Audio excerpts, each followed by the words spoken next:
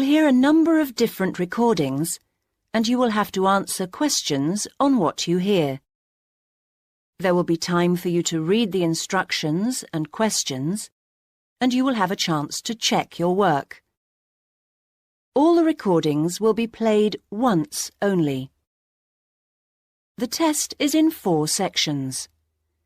At the end of the real test, you will be given 10 minutes to transfer your answers to an answer sheet. Now turn to Section 1. Section 1. You will hear a woman called Mrs. Reynolds being interviewed by a police officer about an incident she saw the previous evening. First, you have some time to look at questions 1 to 5.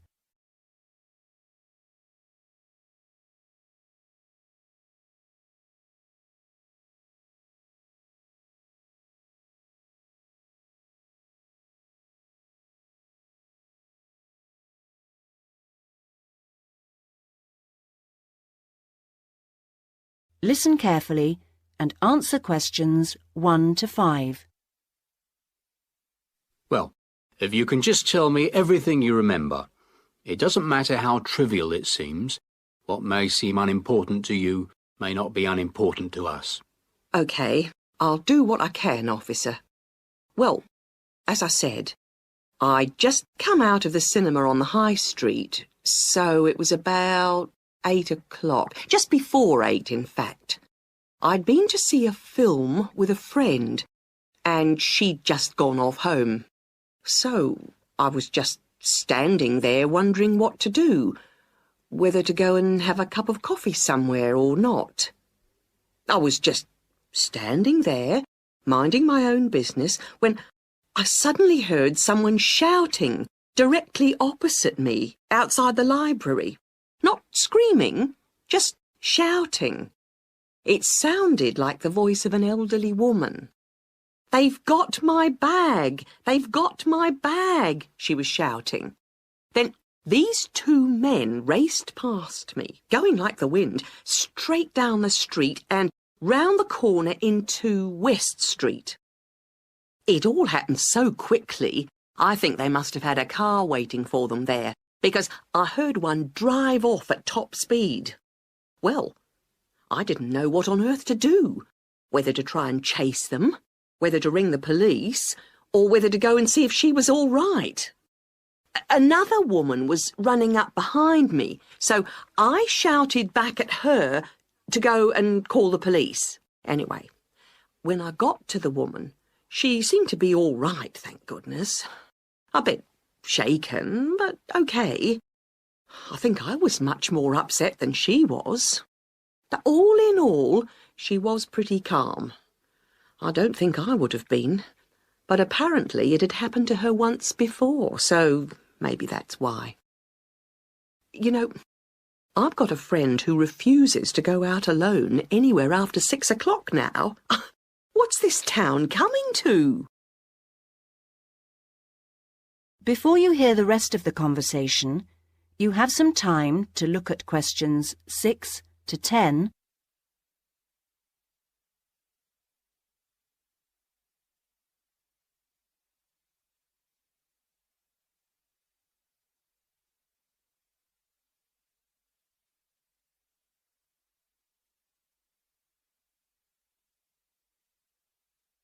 Now listen and answer questions 6 to 10.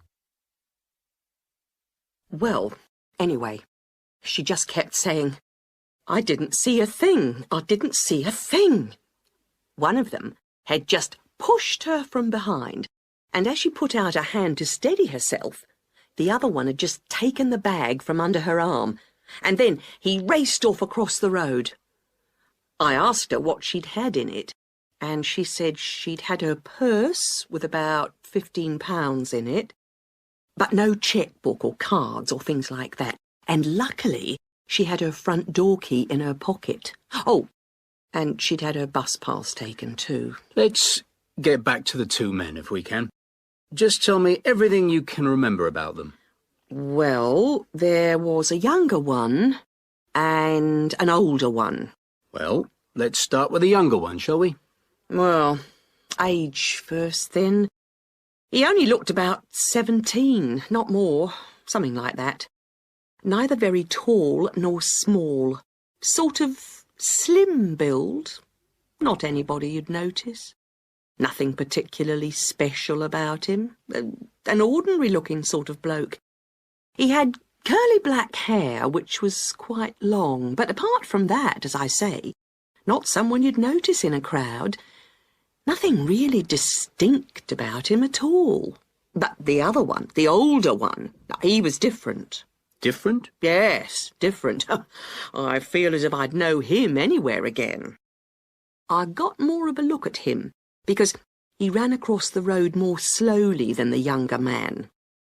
I remember being surprised, because he was quite a bit older than the other one. I'd say about 35. Funny, because you don't think of people of that age snatching handbags in broad daylight like that, do you? He was quite a bit smaller than the other man, and medium build. What did he look like? You didn't give the officer much information last night. Well, I did get quite a good look at his face. No beard or moustache, clean-shaven, and quite smart-looking, really. He had light brown hair cut very short, a sort of army haircut. And there was another thing. Thinking about it all last night, over and over again, I'm almost sure he had a small scar on his chin. Now, I didn't tell the other policeman that last night, but in my mind, each time I see his face, I can see one. A scar on his chin? That could be important. Thank you, Mrs. Reynolds. You've been really helpful. If you really think you'd recognise him again, then what we'd like you to do later this morning, if you can, is to come down to the police station and look at a few photographs for us. See if any of those ring a bell. That is the end of section 1. You now have half a minute to check your answers.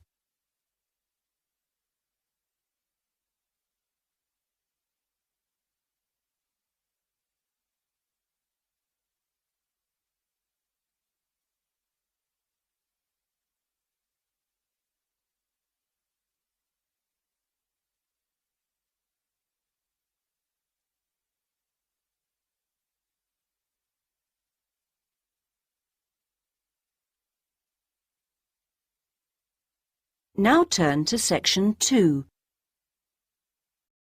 Section 2. You will hear a recorded message giving information about an English hotel. First, you have some time to look at questions 11 to 15.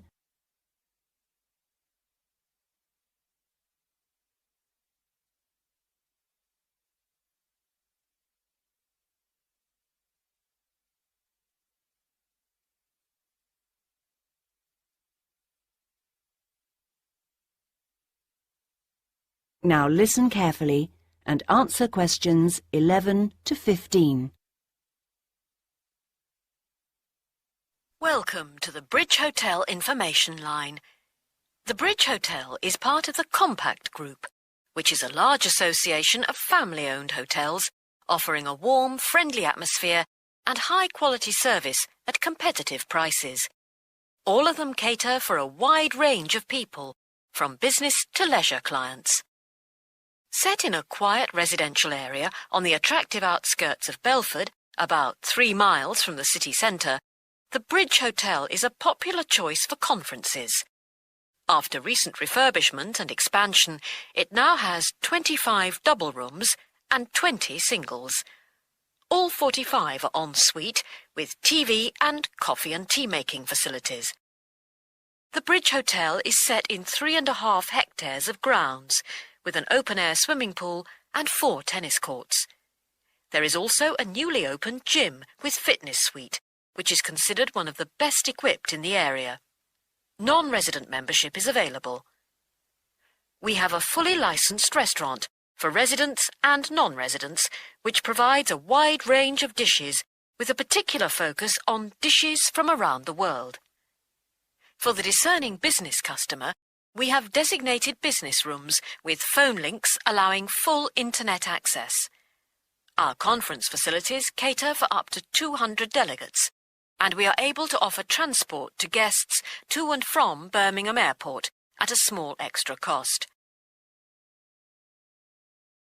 Before you hear the rest of the message, you have some time to look at questions 16 to 20.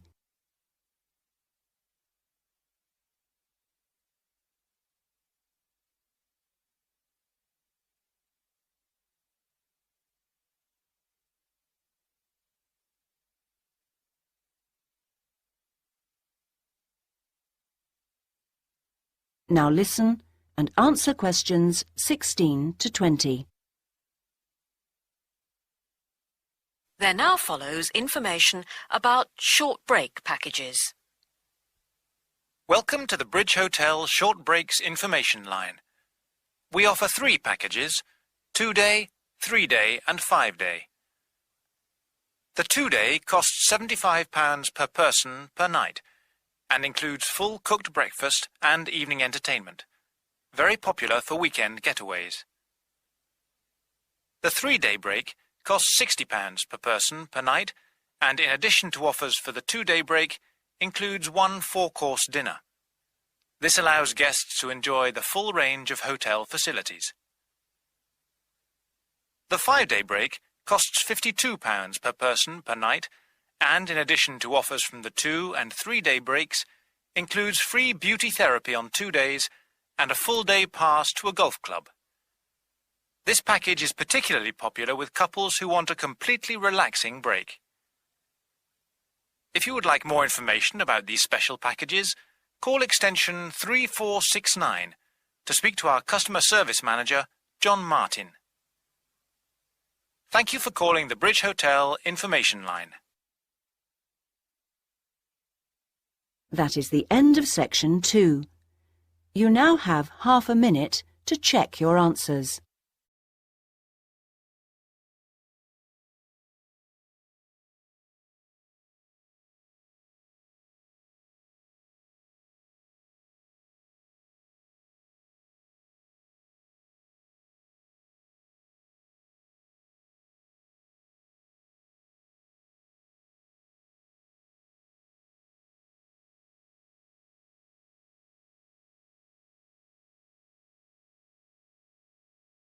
Now turn to Section 3. Section 3. You will hear 3 students talking about their study programs. First, you have some time to look at questions 21 to 23.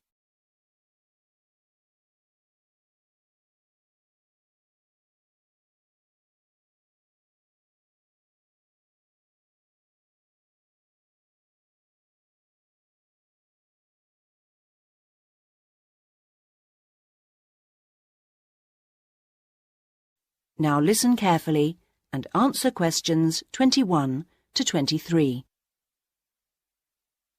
Hi, Elaine. I was hoping I'd see you here. How are things? All right. You? Not bad, but I'm beginning to worry about that assignment. What, the one on theory and practice? Yes. When's it got to be in by? Next Thursday. And I just can't get to grips with it. Yes, it's a tricky one. I'm hoping to get down to it over the weekend. I'll tell you what, there's Dinah. Let's see if she has any pearls of wisdom on the subject. She took the theory and practice option last year, didn't she? And got an A+ for it, I think. How does she do it? Oh, let's ask her. Hi, Dinah. Hard at work? Not exactly. The lecture's just been cancelled, so I've suddenly got a free morning on my hands. Oh, that's lucky. You've met Neil, haven't you? Yes. We were just talking about the theory and practice assignment we've got to hand in next. Can we just pick your brains a moment? How far have you got with it? Well, still at the reading stage, really. Are you? Well, one bit of advice I definitely give is not to spend hours wading through that massive volume by Jesperson. It really isn't very helpful. I think the only reason they keep it on the reading list is that the library has got so many copies of it. Personally, I found the essential source was Parisi. Have you read her yet? Parisi? I don't think so. That's a great book. It must be on your reading list. Right. Another one I found very useful was the article called something like Practical Theories by... was it Williams or Willard? Yes, Willard. Also, if you want to look at case studies, that small book of Ron Brown's has got some interesting stuff in. You know the one I mean? Ron Brown. Yes, I looked for it in the library, but it was out on loan. Before you hear the rest of the conversation, you have some time to look at questions 24 to 30.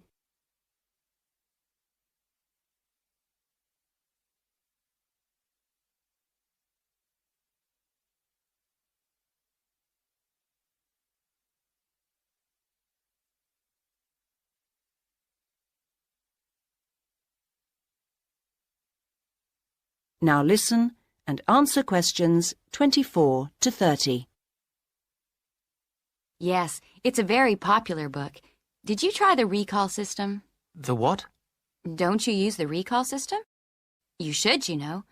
You just have to take a pink slip from any of the librarian's desks, fill the details of the book in, put your departmental address on the back, your departmental address, not your home address, and hand the slip in at the information desk. Then, check the mail in your department twice a day, say at 10 in the morning and 3 in the afternoon, for a slip telling you the book is ready to collect. Last week, I recalled a book at lunchtime and got the slip telling me it was ready just 4 hours later. That was exceptional. It usually takes about 3 days. I didn't know you could do that. Is it expensive? No. There's a nominal charge, 25 pence a book, I think. It's well worth it if you're preparing for an assignment. Are you going to be working together on it? I'm not sure. I would if I were you. You get so much more out of the assignment that way. But surely the tutors would notice that our essays were the same. No. I'm certainly not suggesting you should actually write the thing together. I'm talking about when you first start on a big assignment. I think it's a good idea to find 2 or 3 others on the course who live near you and divide up the reading load between you. Then you can meet up again a few days later and take it in turns to summarize your reading for each other. At the next stage, we go round the group explaining our essay plans, which makes it easier for individuals then to go off and write the first draft of their essay on their own. Later on, we usually exchange drafts and give feedback in the group before finally writing our essays individually. Do you really do all that? Usually, yes. It makes the whole thing much easier and more enjoyable. Right. Well, I think I need another coffee before getting started. Can I get you one? Yes, why not? That is the end of section 3. You now have half a minute to check your answers.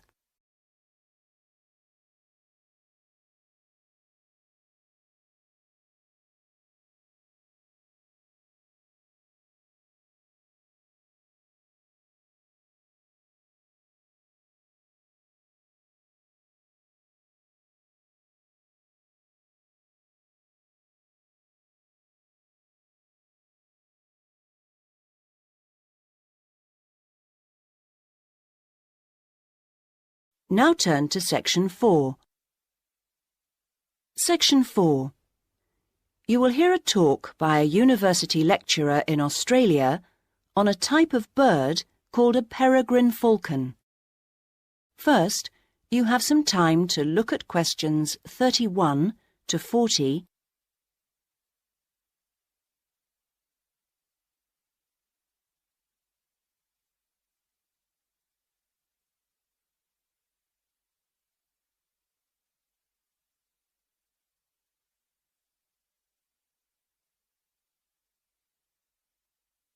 Now listen carefully and answer questions 31 to 40. I'm Professor Sam Richards, and I've come as the 3rd guest lecturer on this course in Australian birds of prey. My job is to keep a watchful scientific eye on the state of Tasmanian peregrines, So I'll start by giving you some background to these magnificent birds of prey before I speak briefly on my own project. Peregrine falcons are found on all continents with the exception of Antarctica, so don't go looking for them at the South Pole. They're found almost everywhere in Australia, and it's interesting to note that the name peregrine implies that they're wanderers, that they move from place to place following the seasons, and indeed in most parts of the world they're migratory birds. But not in Australia, however, where they prefer to stay in one place. They're known to be the world's fastest creature, and they have been tracked by radar diving down towards the ground at 180 kilometres an hour. However, a number of textbooks claim that their flight speed can go as high as 350 kilometres an hour, so there's still some dispute about just how fast they can actually fly. Female peregrine falcons, like all other Australian falcons, are larger than their male counterparts. In fact, the female is almost a third larger than the male in the case of peregrines. While she stays close to the nest to protect the eggs and the young chicks, the male is mostly occupied looking for food. Peregrines typically lay 2 or 3 eggs per nest, and after the eggs have hatched, when the chicks are about 20 days old, they start to fly. So they fly at a very young age. By the time they're just 28 days old, they've already reached full adult size. In other words, they're fully grown. Soon after this, at about 2 months after hatching from the egg, they leave the nest for good. From this point on, they're on their own. Unlike their parents, which have learned how to hunt, the young falcons are not good at feeding themselves, and so during the first year about 60% of them die. Once the birds have managed to live to breeding age, at 2 years old, they generally go on to live for another 6 or 7 years.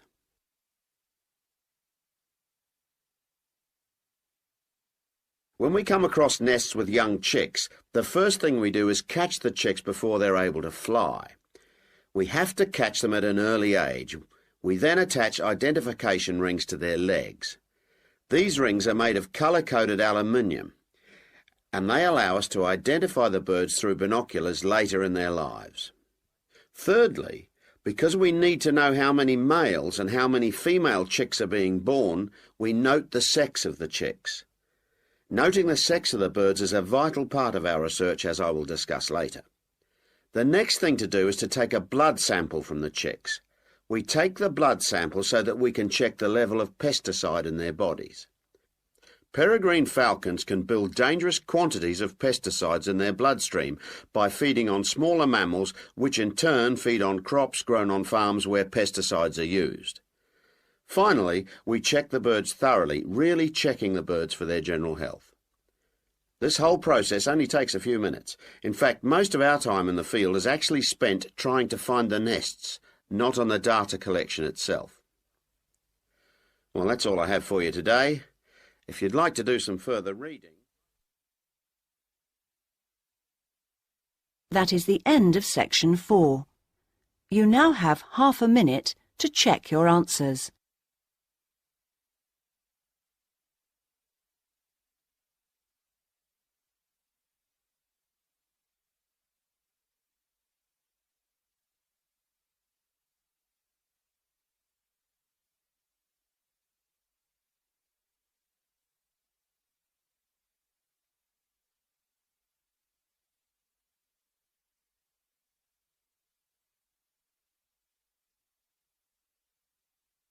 At the end of the real test, you will have 10 minutes to transfer your answers to the listening answer sheet.